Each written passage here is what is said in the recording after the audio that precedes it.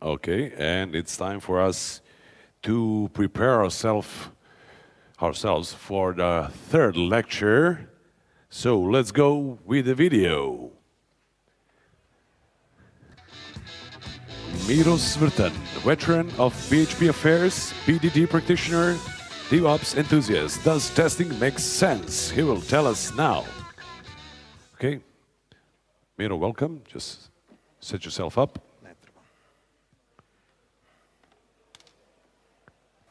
Let's start. I'm first off sorry.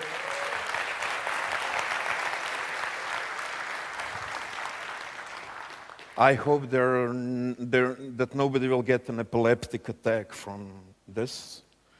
So let's start. So I became a developer really long time ago, somewhere around 98, 99.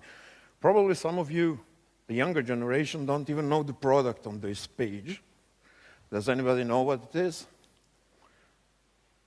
Who doesn't know what it is?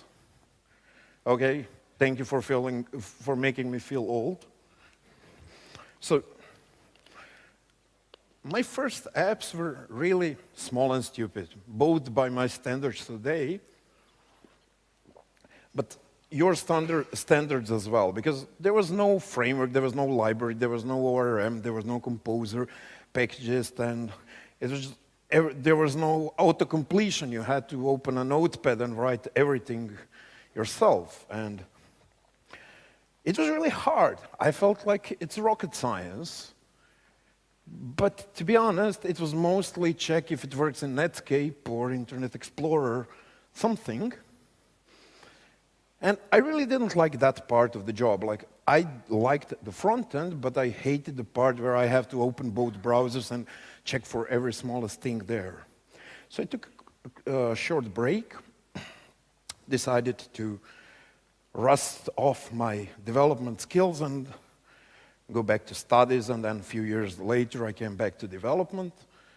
But I decided that I'm not interested in front end. I don't like it that much. But it doesn't mean that it doesn't have any value. But so one of my first projects coming back was, hey, we need a small doghouse. With pun intended, some of you might understand what the doghouse means. Very soon, we had more customers, we had new features. So it grew. It wasn't just a doghouse anymore. It was a shed. But we kept growing and growing. In both features, in users, in money incoming, in developers, in everything. And we had to build a house. It was more of a house. And people kept coming in. So we needed another floor.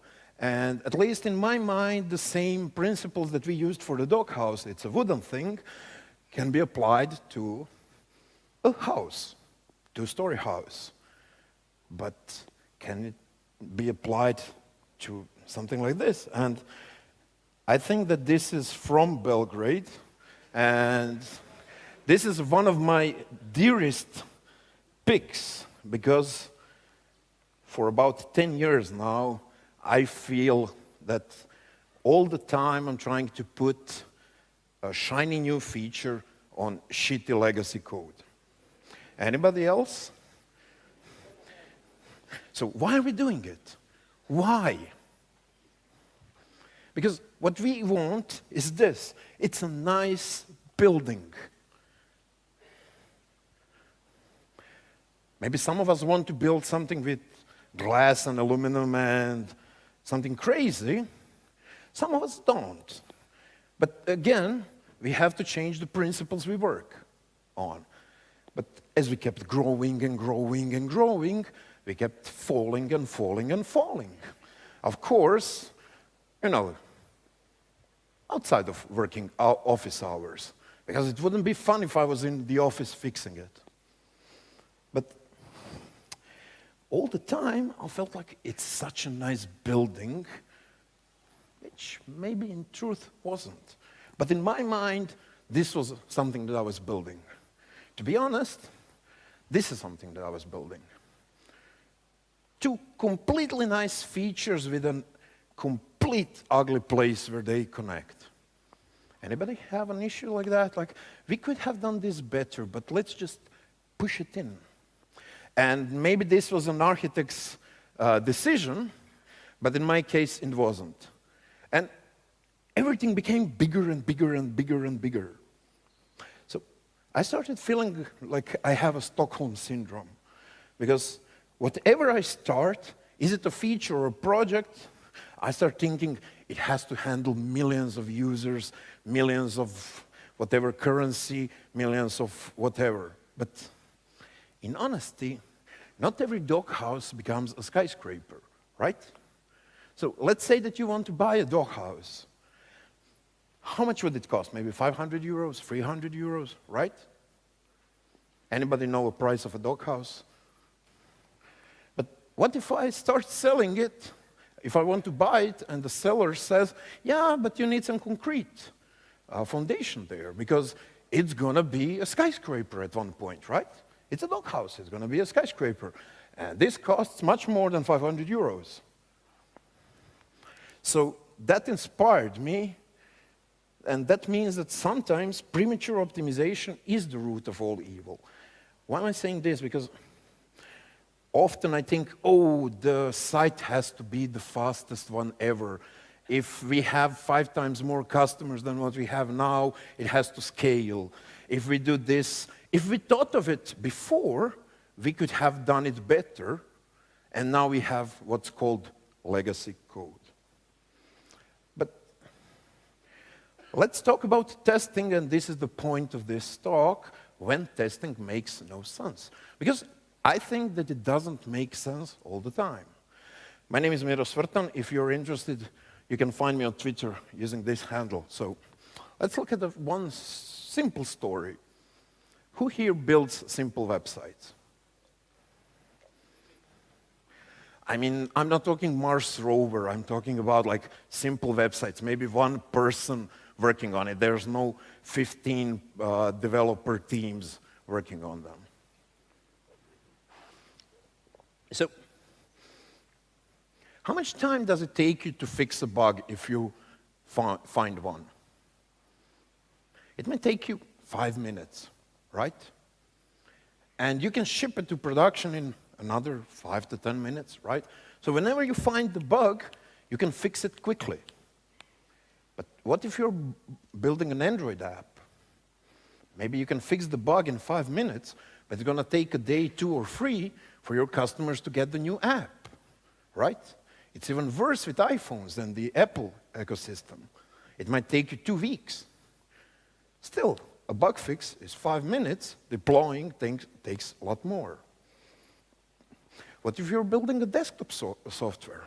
It's even harder. There's no app store, well, on most of the platforms, that can easily update stuff. So again, quick fix, very hard to deploy and fix in production. Router. How are you going to deploy your patch, your bug fix, to millions of routers across the world? You have to build some kind of software to run it, right? To run the updates. But what if you build a bug in that? Are you going to get your developers to go to millions of customers fixing them with a USB stick? Or maybe a washing machine? How are you going to fix that bug? Like, people have them, and you had like, if more than January 1st of some year, debug something, and it all goes to hell. So when should we write tests? Any ideas? Any suggestions? Okay.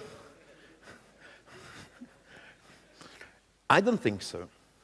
But what if we look at it when it's high cost to fix? Not just to fix the code, but get that product updated to our customers, to our users. But what's a high cost? Maybe when cost of fixing is larger than cost of testing, because if you have to find people to go to million of your washing machines, maybe you should have asked 10 people to test the washing machines, right? It's going to be cheaper. But If we go back to web, testing makes no sense, right? We can fix it easy and quickly, right? So should we test web apps? Who says no? So everybody thinks that they should test web apps. Who says yes to always test web apps? Okay, so others are not so sure, but banks do web apps as well, right? You don't want your money going to the wrong account or not coming, or maybe they charge you a bit more, they put one in front, or somebody hacks them. So, but when we are talking about testing, it's not just about writing unit tests, integration tests, functional tests, end-to-end tests. It's security tests as well.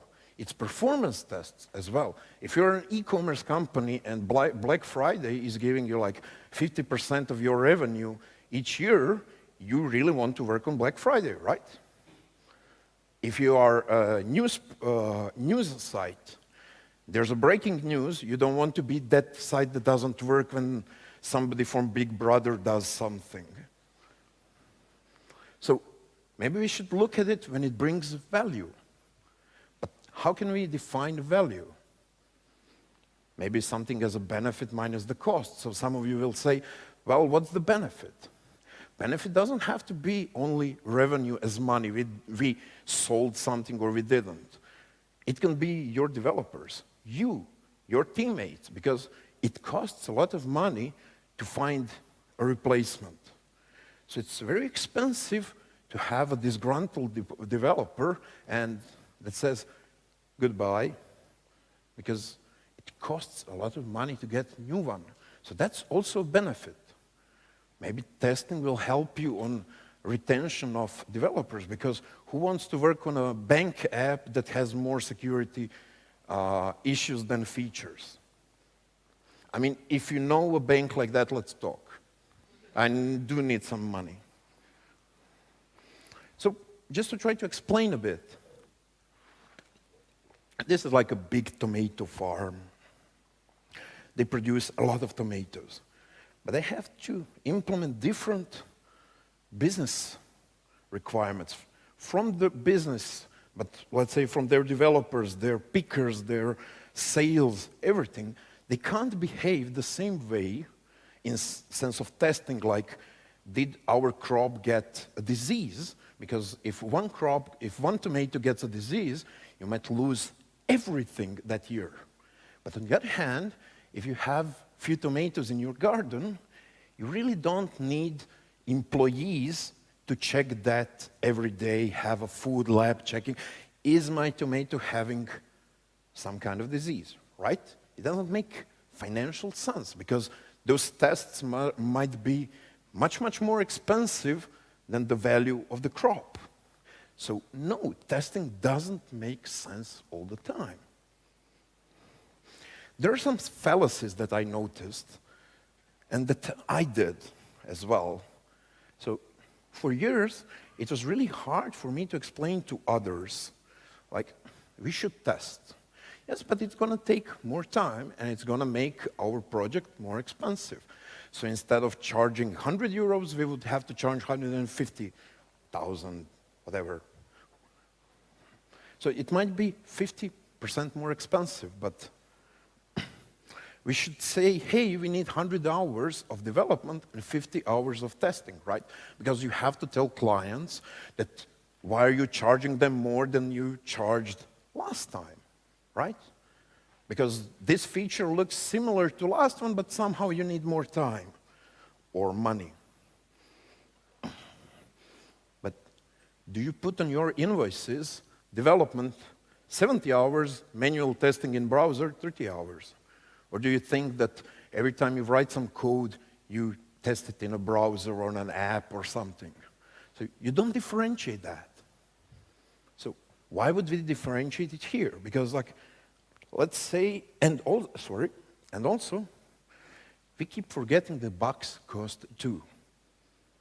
And they can cost a lot of money, but also a lot of unhappiness in developers, which will then decide to leave. So If I go to a car dealership and I want to buy this car, and they tell me, well, it's a really good German car, it's really tested, it will never break in 5 years and something like that, and it costs that amount of money, can I ask them for the version that's not tested, so it's cheaper? I don't want to spend 20,000 euros on that car, give me the one for 15 that nobody tested. When you go to a shop and you buy chicken, do you hope or expect that it's tested, that it doesn't have diseases? Or do you buy the cheaper one that says, no tests? If you're in the position of how to explain to somebody, just do it. Don't ask for permission. If you really screw it up, ask for forgiveness. Just say, okay, from now on, development of that feature is instead of that much amount of time or money is going to take a bit more. It's going to be better because of A, B, C.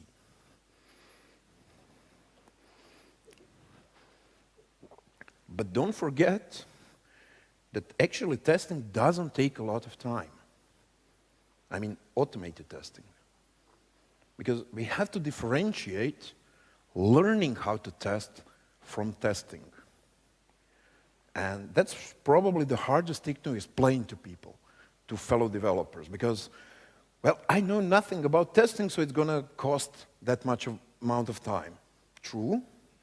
I'm pretty sure that when you started programming, it would take you much more than 1 day for whatever you did yesterday at work, right? Or you think that you would have done it in the same time. If you think that you would have done it in the same time, I'm really sorry, leave. Because you have not grown a bit. You're still building that doghouse. Maybe you're fine with it, but I'm just thinking that you're not thinking right about it.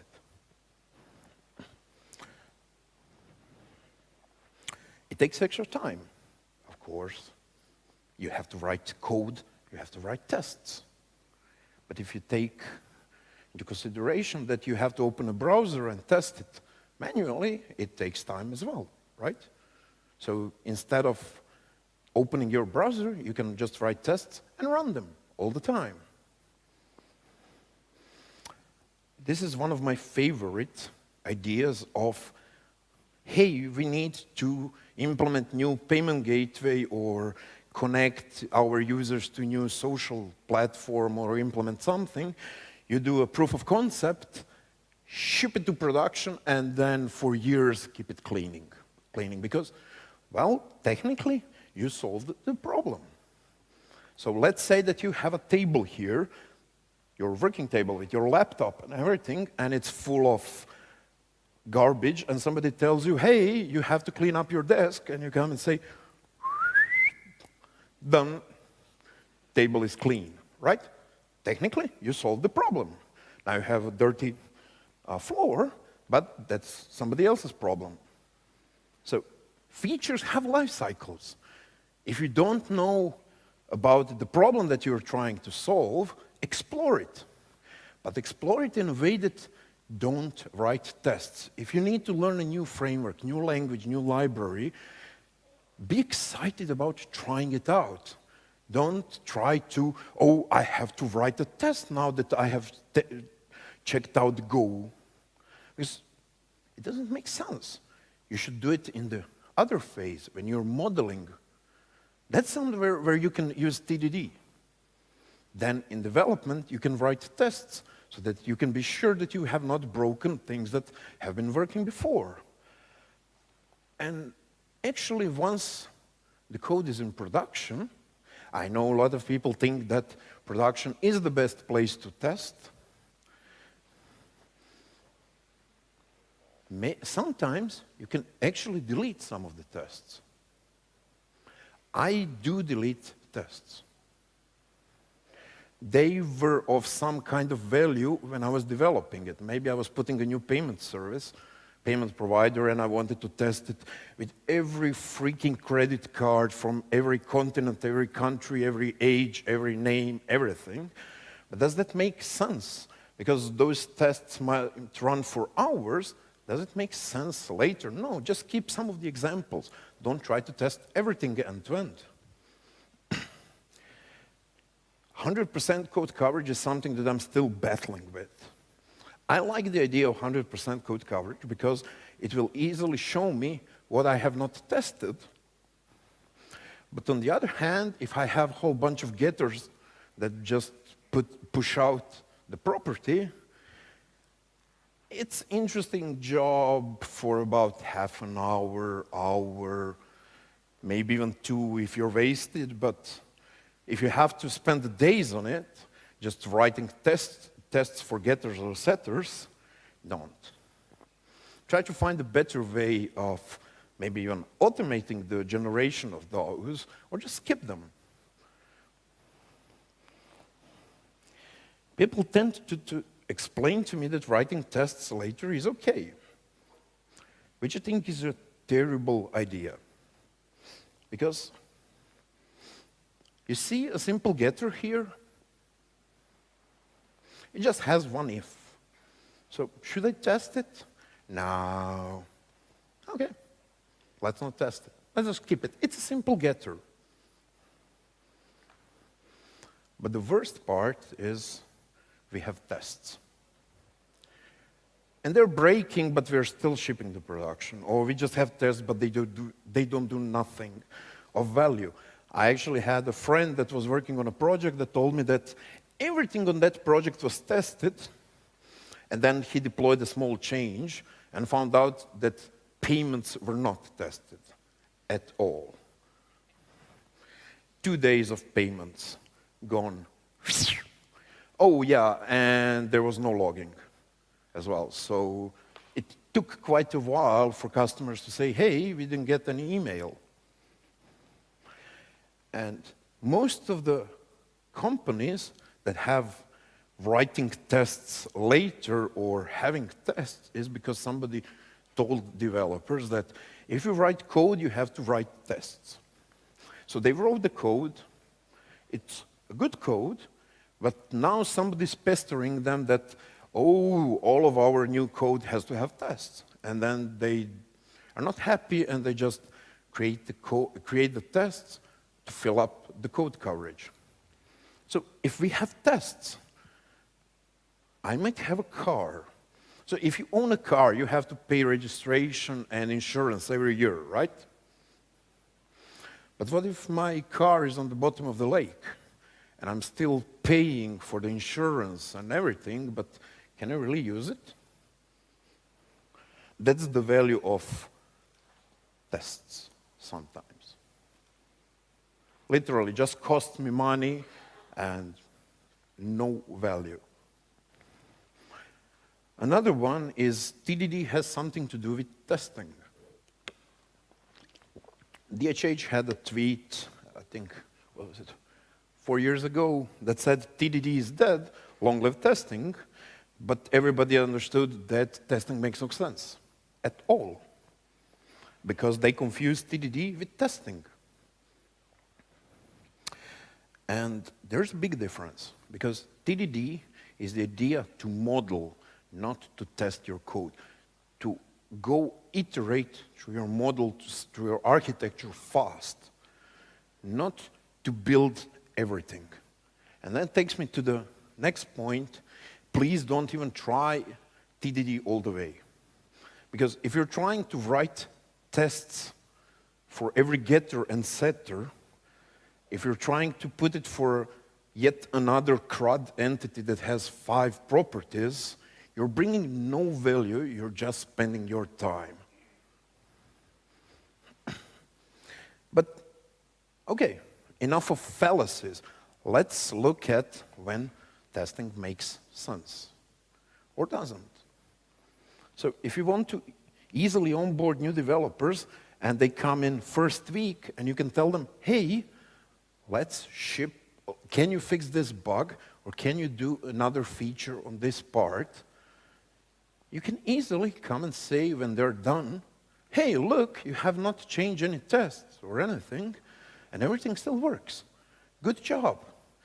they feel much more comfortable. If you ever came to a project that had no tests and you had to do anything on it, how happy did you feel?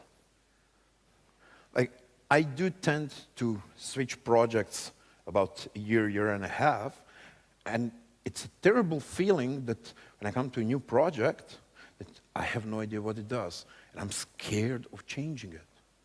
I'm literally scared of changing it. So it will ease your onboarding. It's much easier to add new features as well, because you know that you have not broken old features, old habits, and everything else. So, do you remember this method that we said makes no sense to test? Maybe it does make sense when we have to add new feature. Because maybe the law changes that you don't have to charge VAT if the company is from Serbia, and you write the tests then. But it's even easier to refactor the code that has tests. Because who understood the code that I showed 5 seconds ago? Show of hands. Okay. So that's the code. This is the refactored version. Can you point me the bug? Is there a bug? Where?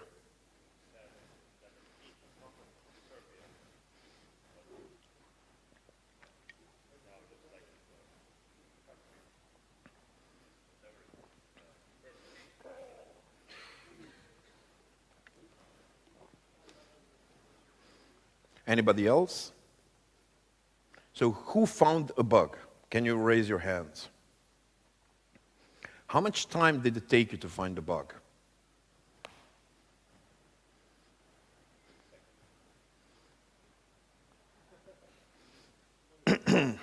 Maybe to you. But I also explained what it does 2 minutes ago. But if you're new to the project and you have no idea of what it was trying to do, tests can help you with that. Or maybe if you want to rewrite, because in refactoring, you're not supposed to change a test. You're just changing internal behavior, not tests. Tests should still work the same. But if you're rewriting, you can change 20% of your application and be sure that everything still works on everything else. Lois had a good talk in a previous slot about how many issues they had on similar things. So, and if you have a lot of tests and they take 5 minutes, you can play some ping pong, go for a cigarette, a coffee, or a beer, or just play some sorting because it's testing instead of compiling, because PHP doesn't compile. And we are not that lucky to have those 5-minute breaks every 2 minutes. But it allows you to also build cleaner code. At least it did for me. Because it's really, really hard to test shitty code. If you're trying to test a method that has 200 lines and 7 indentations of ifs, you're going to quit. Trust me. Or maybe not the first time, but probably the second time. But by adding tests, you get to understand how your code can be not only cleaner, but easier to look, understand, test. Because test also means read, understand, and everything else. So I actually, in one point of my life, came to idea that maybe I should not write tests at all. Because I made all of my logic so simple that it doesn't make sense to test it. Because it's so nice, it doesn't have 7 ifs, 7 if structures inside. It doesn't do 7 different things at once. It's really easy to look at it and clean it up. But on the other hand, if you're building a small app, testing probably doesn't make sense. If you have never tested, before. Let's say that you're building a one-off app for phpsrb conference. So you know that nobody's going to use this app 5 days after the conference. So do you need to write a lot of tests? Probably not. Until the organizers say, next year, let's use the same app and add some features. Then you might be screwed up. In the exploration phase, you don't know the language, the library, the package, whatever. Enjoy it. Enjoy learning how to use it. Don't get bothered with tests. And I think that this one is most important, and it's job security. So if you work in a company that has big code base and you have been there from scratch, and you have no tests, they will never fire you. Never. But you might be at a problem that nobody will hire you as well. Because if you want to find a new job and you have been working the same way for the last 5 or 10 years, you're not interesting to other companies. You don't know, you don't have the skills that they want. Jeremy Coates, about 5 years ago, said, in 10 years, every developer will have to know how to test. I usually work with companies that are outside of Croatia, and all of them, for the last 5 years, had a requirement of testing knowledge, that you have to know how to test. And that's really good, because those are the companies that I want to work with. I'm not that interested in working on 50 small projects in a month. Sorry, you might be good for you. But on the other hand, if your grandma had like 3 chickens in the backyard and you want to build a farm with like 3 million chickens, and like if she didn't need a food lab or a veterinarian, I don't need either. Please don't be that grandson. Thank you.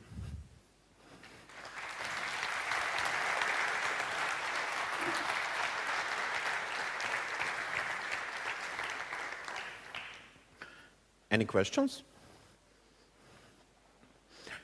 Or am I just standing between you and the lunch? I have a question. What was wrong with the laptop? Any questions from the... Testing makes no sense. Yep. So, anybody? Okay. Okay. Bon appetit. Thank you. Okay, ladies and gents, as Miro is leaving the stage, let me tell you that we have an evaluation poll, and please take some time to give us your feedback. The poll is available through the application you have installed, or you can find it on social media under hashtag phpsrb, hashtag phpsrb. As far as GitHub and JetBrains are concerned, by filling in the poll, you will be able to get GitHub and JetBrains licenses. We all know you like them, so show them a little support by tagging their account on Twitter.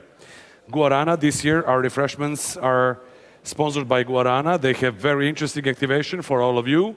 Follow hashtag phpsrb in order to find out how you can win very cool presents. You'll be required to answer some questions and send them to Twitter or Facebook by tagging Guarana with added hashtag JustCodeNoSleep. Okay, as for platform.sh, if you love making paper airplanes like we do, go and visit their stand and try making the best paper airplane and win a great prize. On the other hand, if you want a drone, visit SiteGround and find out what it takes to win one. And we also summon you to grade our lectures. You know that they love that. So use the join in link to grade every lecture. Okay, as Miro announced, now we shall have the lunch break. So see you here at 2:30 sharp. Enjoy your lunch. Thank you.